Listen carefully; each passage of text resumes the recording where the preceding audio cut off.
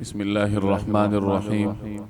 حضرت ابو سعید خدری رضی اللہ تعالی عنہ کی روایت کا مفہوم ہے کہ میں نے نبی کریم صلی اللہ علیہ وسلم کو یہ فرماتے ہوئے سنا کہ مسلمان کو جو کوئی پریشانی، تکلیف، بیماری، غم، دکھ یا پریشان کن خیالات پہنچتے ہیں تو اللہ تبارک و تعالی ان کی وجہ سے اس کے گناہوں کا کفارہ کر دیتے ہیں۔ یہ مسند احمد کی روایت ہے۔ اللہ تبارک و تعالی انسان پر نہایت مہربان ہے، اور اس کی مہربانی کا ایک اظہار یہ بھی ہے کہ اس نے انسانوں کی گناہوں کی معافی کے لیے ایک خودکار نظام بنا رکھا ہے، جس کی وجہ سے انسان کے گناہ خود بخود معاف ہوتے رہتے ہیں۔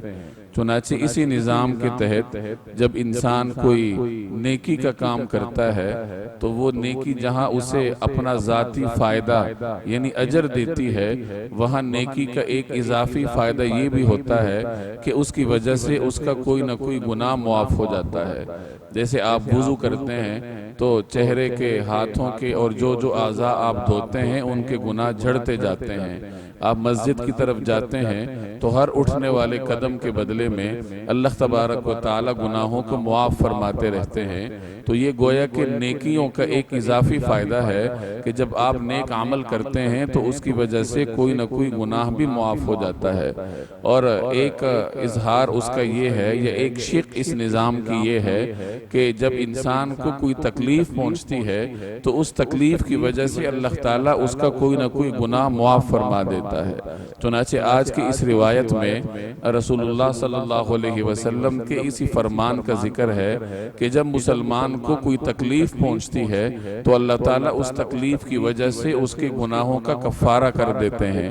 اگر اسے پریشانی پہنچتی ہے، کسی غم میں مبتلا ہوتا ہے، کسی دکھ کا شکار ہوتا ہے تو اللہ جل جلالہ اس کے گناہوں کو معاف فرماتے ہیں۔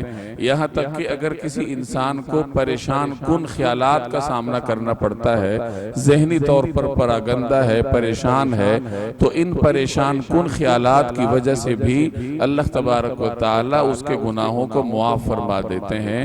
یہ اللہ جل جلالہ کی شفقت ہے میرے اور آپ کے ساتھ اور اپنے تمام بندوں کے ساتھ۔ لیکن یاد رکھیے، جو بڑے گناہ ہوتے ہیں جسے گناہ کبیرہ کہا جاتا ہے، تو گناہ کبیرہ کا ارتکاب اگر ہو جائے تو اس کی معافی صرف توبہ کے ذریعے ہوتی ہے۔